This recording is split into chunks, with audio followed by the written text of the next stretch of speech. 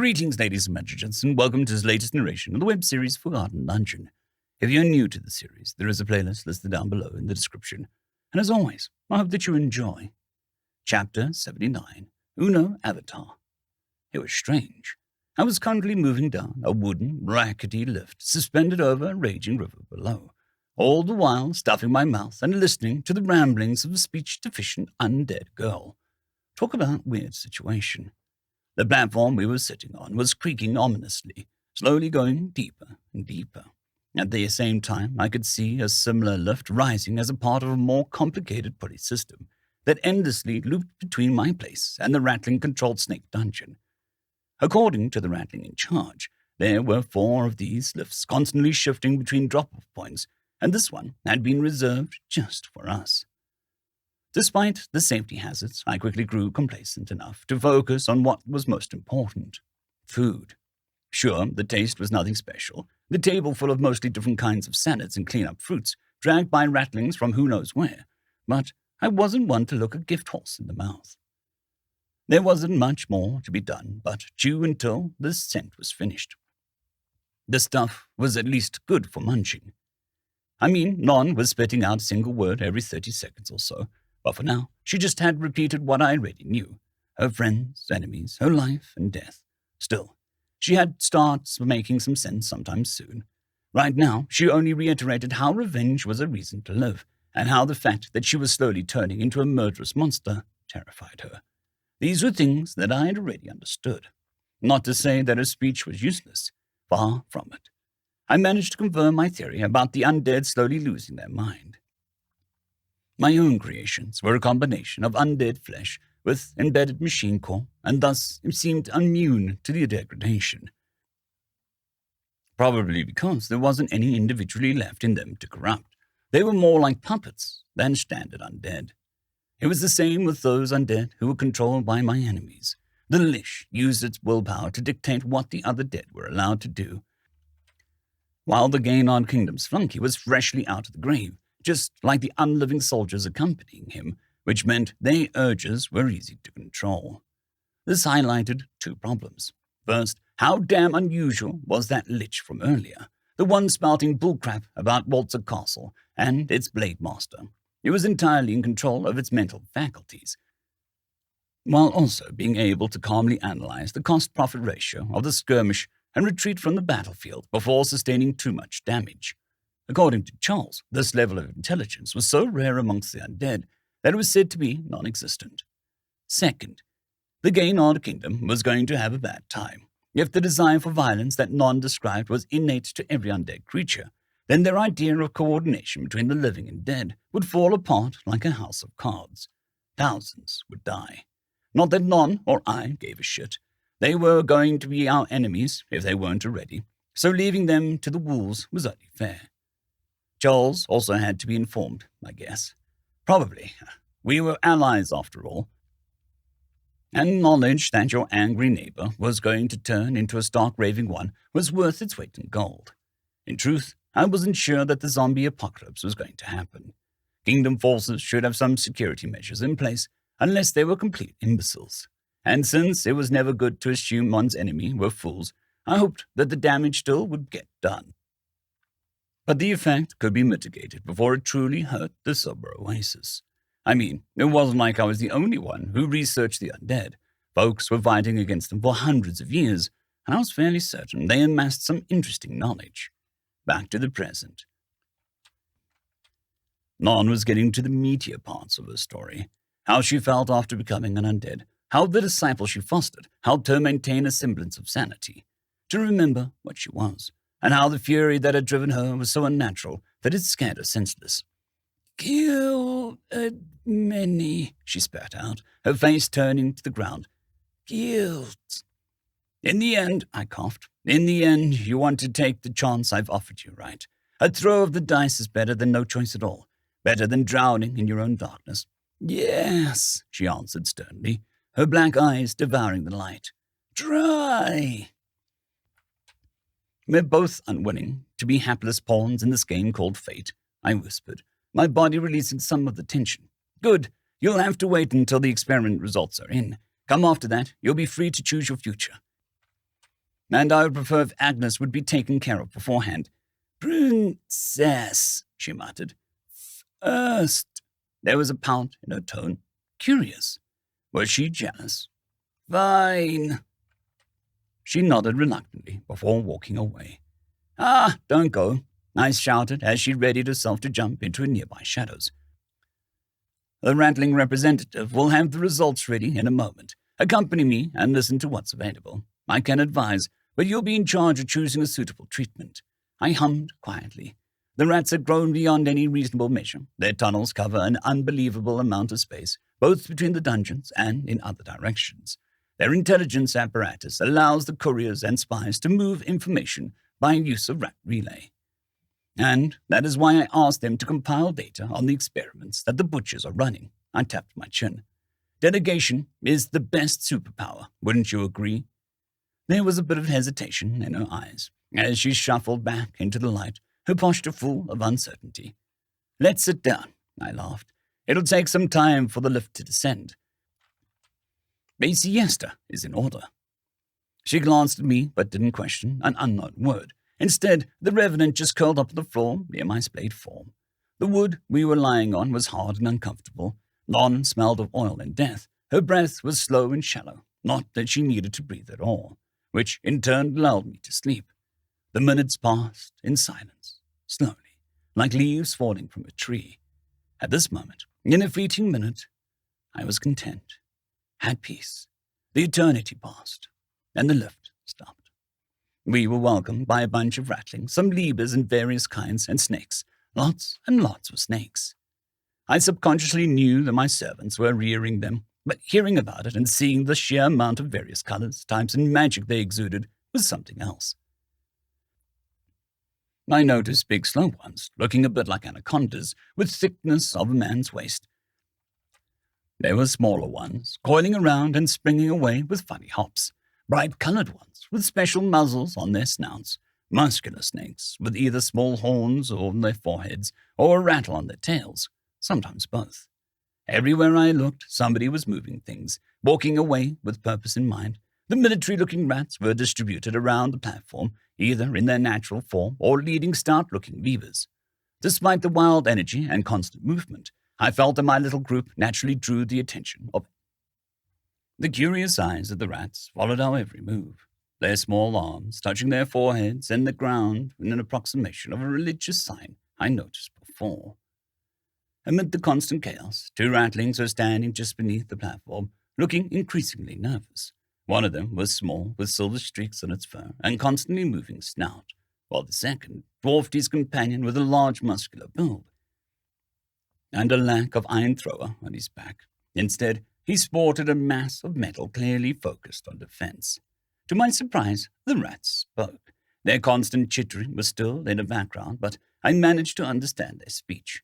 Not sure if this was for the better or worse, since the voices of nearby ratlings suddenly changed from a soothing murmur to a frenzied whisper of fanatics. "No, great benevolent one. This lowly small servant slave welcomes you and your aides to the conquered, taken dungeon of snakes." Yes, hello there. I barely managed to answer before Ratlings continued. Its machine gun-like speech. "This servant slave is called Wetnose, and its sturdy companion friend is called Bronze." The large rat accompanying the chatterbox dipped its head deeply, its gaze stilled with the helplessness before the silver-furred one forged on. "Iron Queen sends her greetings, and offer gives command of her forces, Creator Maker. She regrets not being able to welcome your avatar into the snake dungeon, but some duties need her personal attention. It's no problem if she's not here to welcome me. I wouldn't do if she were to slow down our plans on behalf of decorum. There are more important things to worry about." I placated the monster. "Now, I suppose that one of you has the results of the experiments prepared." Wetnose bowed.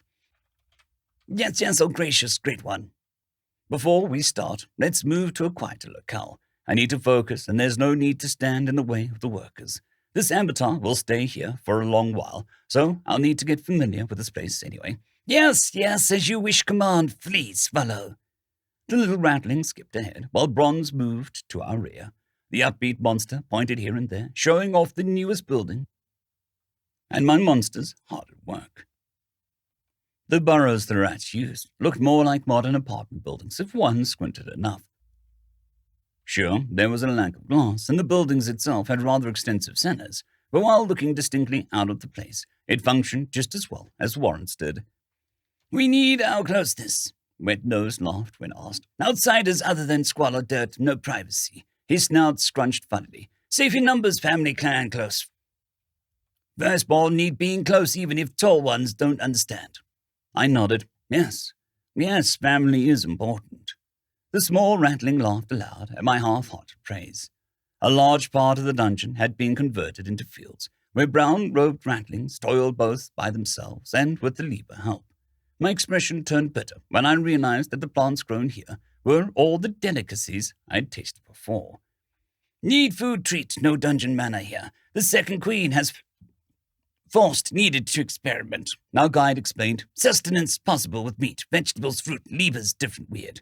Don't need to eat, don't need to sleep. Still stupid, though," he mused. The rest of the place, untouched by rattling's paws, was still filled with reeds and other swamp-like plants, and, of course, dirty, turbid waters. Here and there, a pinkish lotus-like flower floated without a care in the world. I wondered about it. Was it just as edible as the one growing in my old world? I never tasted a lotus in a dish, so I had nothing to compare it to. Maybe it wasn't going to be a completely wasted trip. Wet-Nose described our surroundings with passion. The column-like structures sprouting from floor to ceiling meant to store food. The drying racks, numbering in hundreds, used to prepare meat for transport and further consumption. Monstrous kitchens worked through the day and night while preparing cauldrons of broth made from snakes and available greens. The last one kind of reminded me of a jailer Jonathan, the always hungry undead monster. Technically, Ironhide Undead Dark Knight, but that was a mouthful, whose respawn was blocked by the humans, just like the Decapitators, my other boss on the first floor, or were they classified as elite monsters? Anyway, allowing them to resurrect was something to ask Charles when we had our next chat. More firepower was always good, even if those were the only first floor powerhouses, and I couldn't really order them to do anything special due to my, problems. Problems I actively refused to think about and hoped they'd go away. As I mused, something changed. It took me a few seconds to understand what happened. Wet-Nose was silent, and that had thrown me off. The chatterbox stared ahead, and I followed his gaze only to have my jaw fall to the floor. Before us stood a gigantic construction, a bit similar to Stonehenge in its reconstructed glory. Not a few pitiful remains that survived in the modern day. No. It was a forest of stone pillars, each exquisitely carved and covered in glowing runes. I could nearly see the magic pulsing between them, green and red wisps of energy appearing and disappearing by the second. And in the middle of that was the dungeon core. It was a massive crystal, much bigger than mine, nearly 2 meters in height, carved in a coffin-like shape, and made from something that looked like green jade, or similar, more magical material. Around the core, the lines of magic were the thickest, turning from ropes into veritable steel cables. They seemed just as sturdy as well. The air hummed with magic. All this mana, knowledge, and craftsmanship was focused right here to serve one grim purpose, the enslavement of the dungeon core.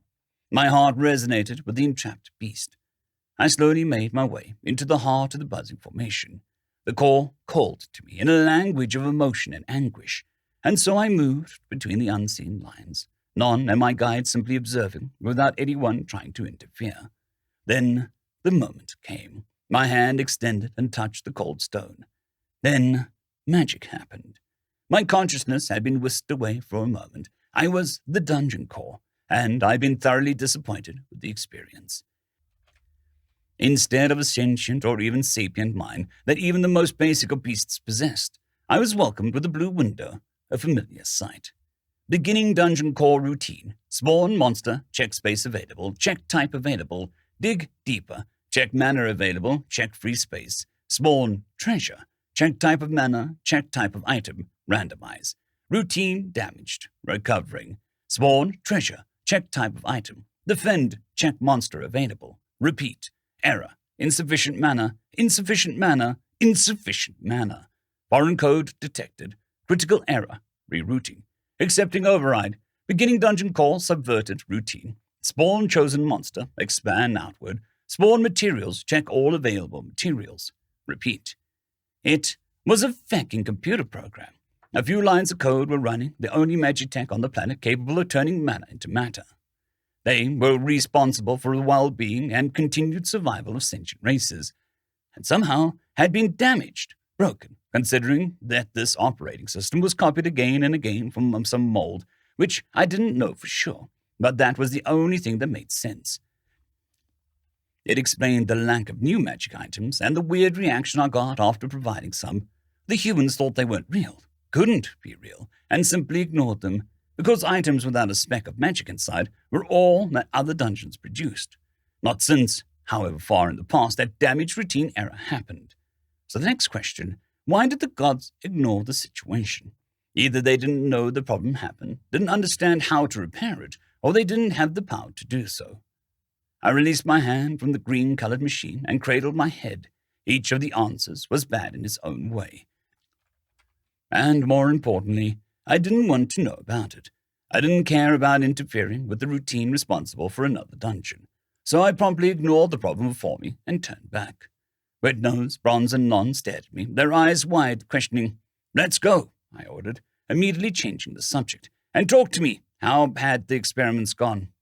Yes, Creator Master. First board worked hard, noted the changes in the many legs did, calculated," it shouted happily, forgetting the strange sight. Bronze and Non weren't so easily distracted, but they understood the situation. Knowledge was power, and I wasn't going to share. So instead, they listened to Wet Nose happily describing the compound's effectiveness, how the pure compound carried a greater risk factor, but also the most powerful when it came to healing and enhancement. Her baseline human was tremendously strengthened when it worked correctly. Otherwise, the effects were pretty gruesome. How mixing it with monster DNA. Wet Nose, trying to pronounce deoxyribonucleic acid, was hilarious. Ended up with a lost limb replacement, depending on the monster used, or just adapting a few foreign traits like feathers, scales, and horns it was used to heal. All to the surviving experiments turned into impure humans, adding a new category called race to their status sheet. Sometimes there were changes in their class. Kobold DNA produced Drake, strength-focused, Lizard, armor-focused, and Kobold, agility-focused mixes, while Ratlings ended up with Rat, agility-focused, Ratling, speed-focused, and Ratmen, intelligence-focused lines. They even tried throwing snakes at the problem, and it did work somewhat, even if the spread was much wider than the other monsters, but still not directly connected to the parent species, creating Naga, intelligence-focused, Rattlesnake, illusion-focused, Anaconda, strength-focused, and Cobra, venom-focused bloodlines. Was it really DNA that they were mixing in? Hell if I knew. Adding monster blood to the compound made from not warpstone produced mutagenic results, so I could as well call it that. It was not like the people here at Microscopes and could call me out on the name. The experiments using levers as a base, or even samples taken from ordinary undead, ended in a catastrophic failure, with a 100% fatality rate. Death by desiccation, rot, or poisoning was the most common cause of the subject expiring. That left enhancing levers with the stuff as an avenue of research, which was something that I would get into doing later. Anyway, nearly 2 weeks had passed since the first test. It was time. Agnes's operation awaited. End. I'd quickly like to thank the T5 peeps: Cold War Boomerwaffen, Sevaren Serberous, Bushmaster 177, HenryTheRed, Casper Arnholtz, Cold War Boomerwaffen, Elijah Silvercross, Dragzoon W.R.E, and Sevaren Serberous. Thank you very much.